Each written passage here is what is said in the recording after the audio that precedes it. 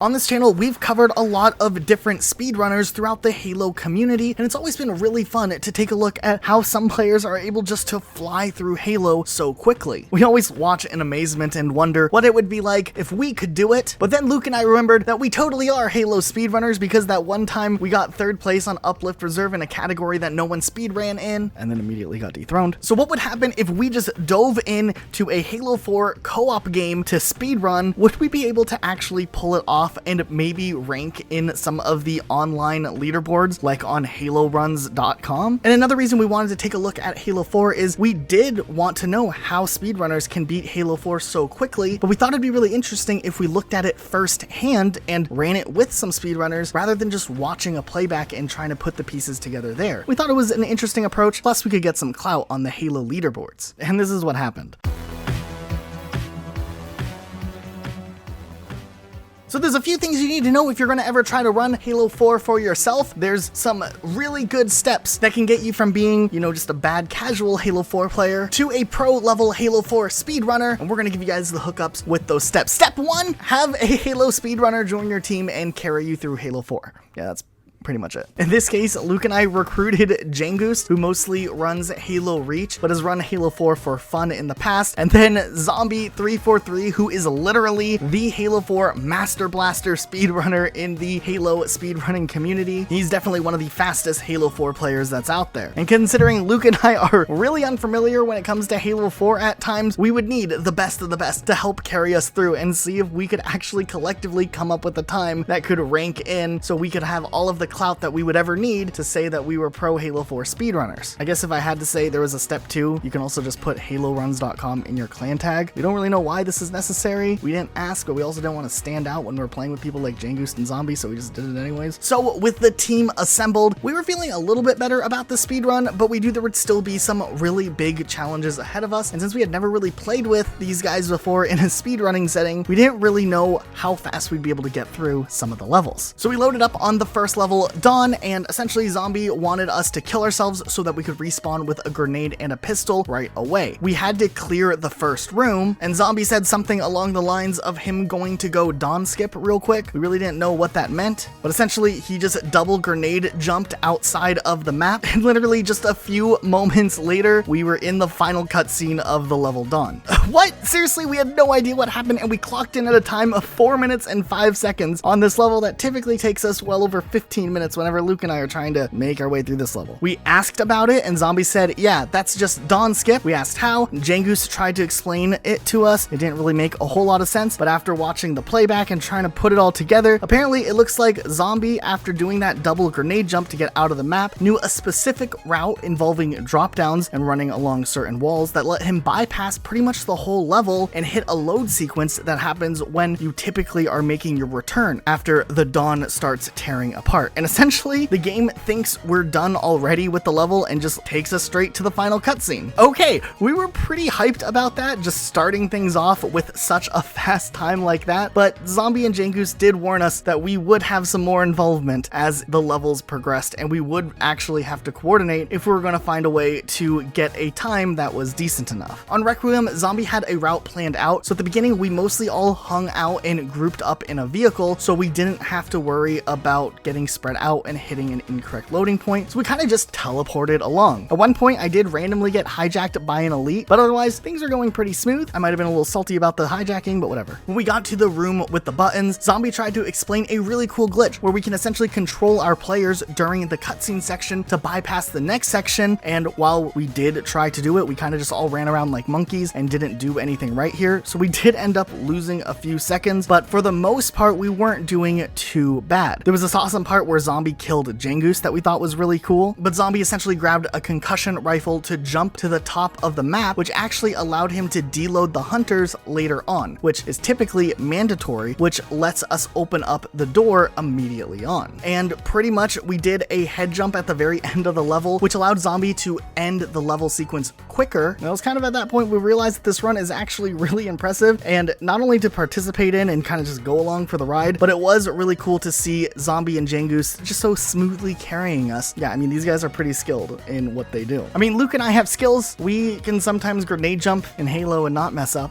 but maybe these guys are on another level. On the level 4 runner, right away, Zombie breaks out of the map to despawn some enemies and goes to the section with a Banshee and does a big skip that allows him to break out of the barriers by flying up and down. Essentially, then Zombie flies through some walls, which teleport us straight to the second pylon. And honestly, we were cruising through this level really quickly just with how Zombie was just hitting the loading points one by one. However, this was going to be a level where we actually had to put in a specific thing to make sure we could save the most time possible. And if we wanted to get an overall good enough time, we'd have to be quick on our feet and be fast learners and not mess up too often. So as we were in the room right before you typically get to the ghost run, Zombie said we would have to quickly kill ourselves all at the same time right at a specific loading sequence. But as it turned out, none of us had grenades, and as Zombie was running towards the trigger that we would hit the load on, we were kind of scrambling to figure out what we would do to quickly kill ourselves so we could hit the specific load the way that we were supposed to. We all started arguing over who would kill who. We could maybe stand in a circle and shoot the person to the right. It was getting really stressful because we didn't want to mess up on any of the really interesting tricks, especially the ones that Zombie was kind of excited to show us as he knew we hadn't ran Halo 4 before. But then Luke came through with the split-second idea that could possibly save this trick where we realized we could just jump off of the map. Yeah, I guess it never crossed our mind before. But hey, we had a solution, and while Zombie cleared the level, we waited for that signal, and it was really intense waiting for the signal because the window to fall off the map and kill ourselves would be really small. He gave us the signal, we jumped off the map, and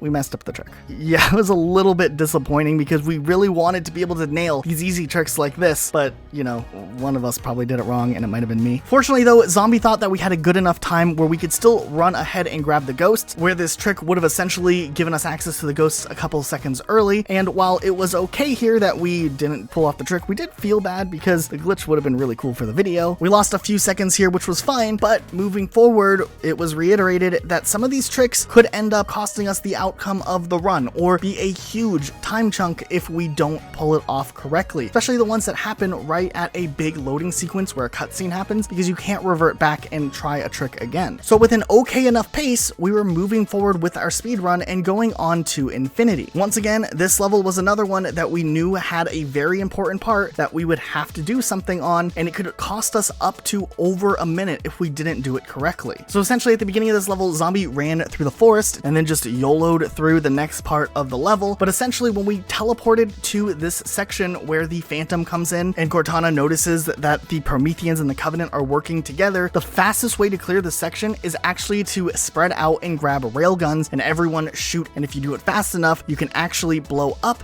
the Phantom and it will save anywhere from 50 seconds to a minute and a half of time, which is pretty big in speedrunning terms. Then going further into the level, Luke waited in the tank while Zombie and Jabgoosed pushed ahead, and essentially the trick here is that by them moving up on their own without driving the tank, we can bring the tank to the later part of the level without having to drive it up the pathway, which is much slower than going faster. Then at the quick section when you're inside and Del Rio introduces himself and starts talking, you can actually bypass his dialogue by reverting right at the checkpoint, which is really funny because that guy's a jerk anyways and there's no point in listening to him. When the Mantis spawns in, we quickly blew it up as fast as possible so that the door actually will open quicker, and then they kind of just ran ahead. Luke and I got a little bit lost, so we just kind of walked and watched them drive off through this next area. I guess Luke got a ride later, but you know, GG. Then at the Mantis firefight, this section usually takes quite a bit of time, but you can actually skip a wave of the enemies if everyone hangs out in the top left corner of the open area that you hold out in. Just kind of a little interesting trick, but it did save quite a bit of time, and I even got to ride in a mongoose and have a little bit of a celebratory mongoose ride after we cleared off all the enemies. Going on to Reclaimer, Zombie warned us that there would be 5 tricks here, and that was a little bit nerve-wracking to say the least. At the beginning of the level, Zombie actually runs ahead so you don't have to wait to get the jetpacks. Now Luke and I had it in our minds that if we didn't get those jetpacks, the run was dead from the few times we've ran this level trying to get the part-time runs back, just achievement hunting. But it turns out Zombie had a bypass, which made this section so much better. Honestly, best Halo game ever, just being able to fly through this part that normally is really annoying. As we move ahead and the mammoth starts moving, Zombie does a really interesting jump where where he can get momentum with his jetpack to move forward ahead and do this little slide jump forward thing. It's kind of cool, and it saves a little bit of time. When we got to the section of the level where he typically would jump in a ghost and just drive all the way ahead, as it turns out,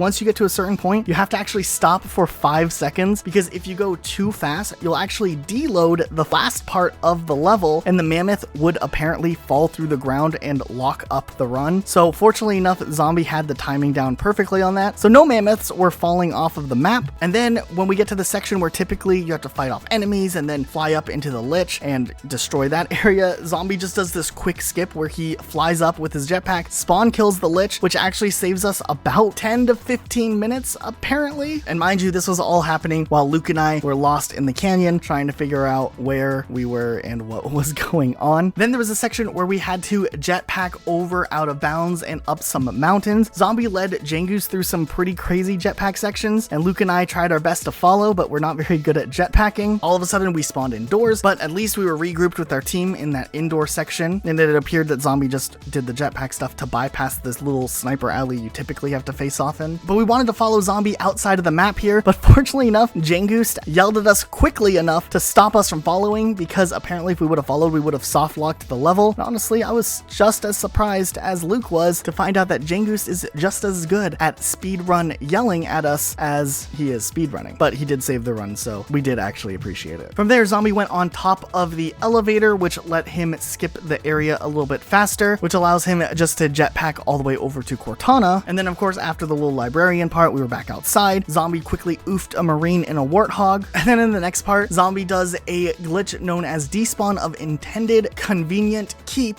prior to official determination. I don't know, that's what the Halo 4 community calls it. Maybe it's named after some guy Richard, we don't know. But essentially, Zombie just jetpacked over the shield, and that was about it. And then we beat this level as well. Then going into one of the longer levels of Halo 4, Shutdown, we had a really interesting strategy on this one. Essentially, Zombie just flies straight to a tower towards the end of the level. He then flies past a wall and essentially lets him just land there early. Then in this first room, Zombie does this very easy pixel perfect launch off of this rising wall, which gets us all above the map, and it lets us access this elevator to the upper level, which then we can bypass the whole level, which let us beat this level in 4 minutes and 49 seconds, which is really impressive, especially because this level is usually so annoying to play with the gondolas that just go back and forth and back and forth, and then you have to go into this other room and fight a bunch of stuff. I just like this version a lot better. Going on to Composer, we were told that we had something very important we needed to do. When the door opened, we needed to run off the map and die. It was very important. We didn't understand why, but we went and we did it. We pulled it off. We didn't mess anything up, and during all of this, Zombie does a quick grenade jump onto a phantom to bypass a huge section of the level, which then takes us straight to the hunters. After we cleared out the hunters, he does a thing called a spring jump, which essentially when you crouch and jump at a single frame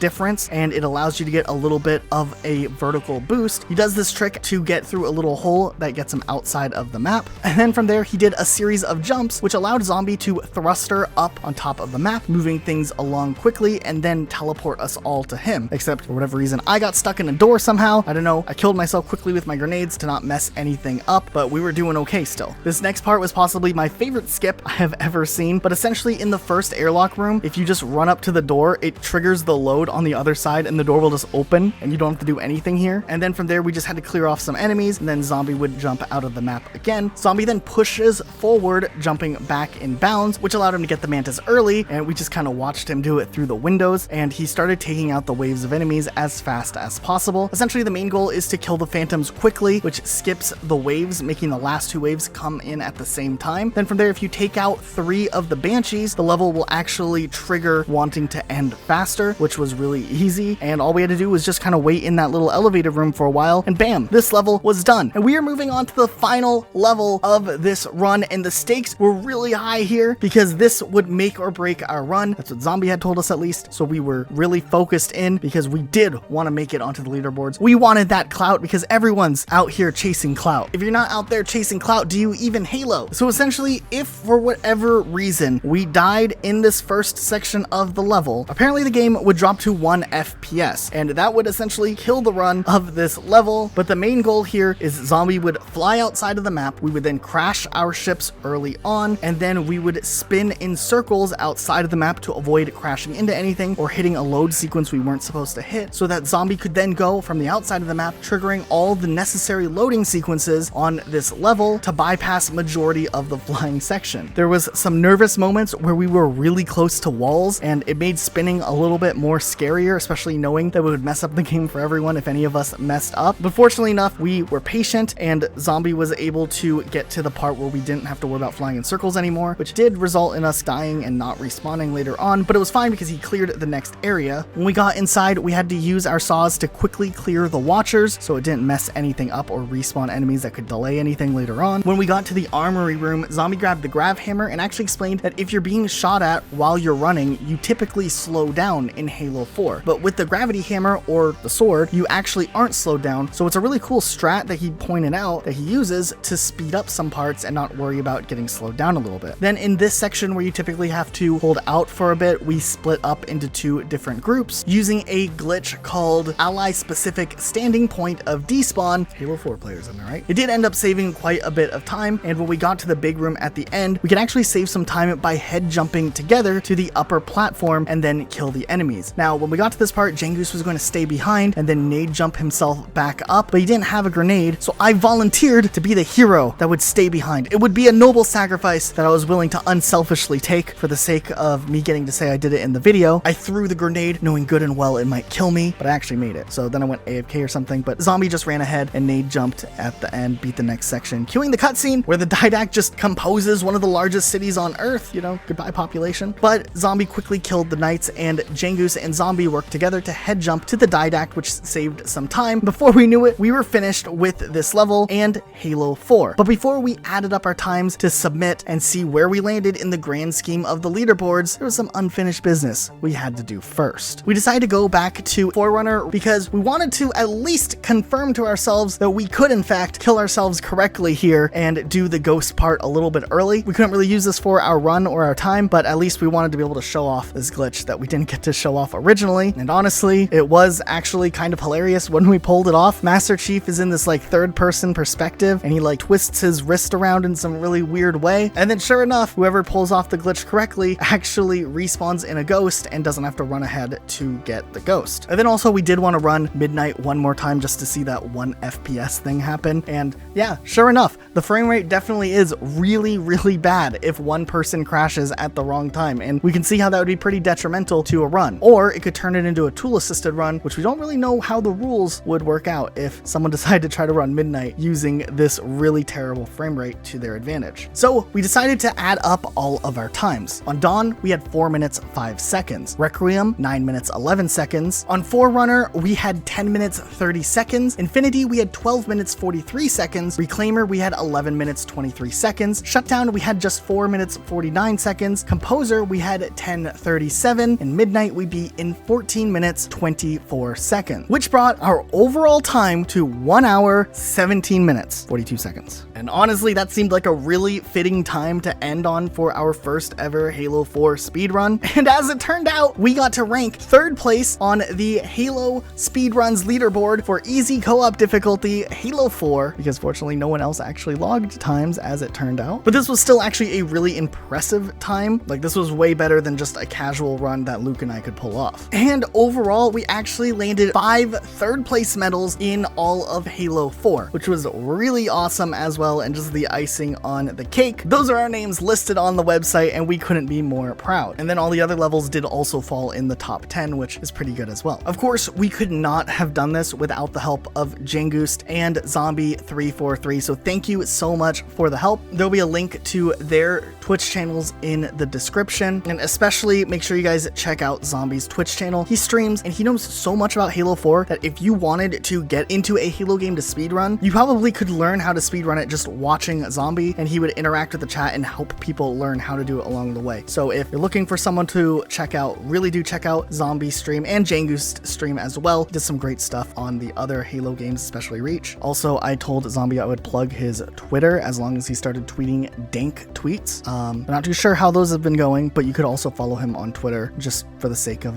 dank tweets. Ask him where the dank tweets are. I don't know. Also, Luke and I have Twitters. There's links in the description down below. At Rocket Elijah is me, or at Rocket Sloth Luke for Luke. But hey, after all of that, if you like this video, be sure to subscribe with notifications on for more videos just like this one, and you won't miss anything we upload, even if YouTube's acting all whack. Thank you guys so much for watching, and we'll see you all next time with a brand new video. Bye, guys.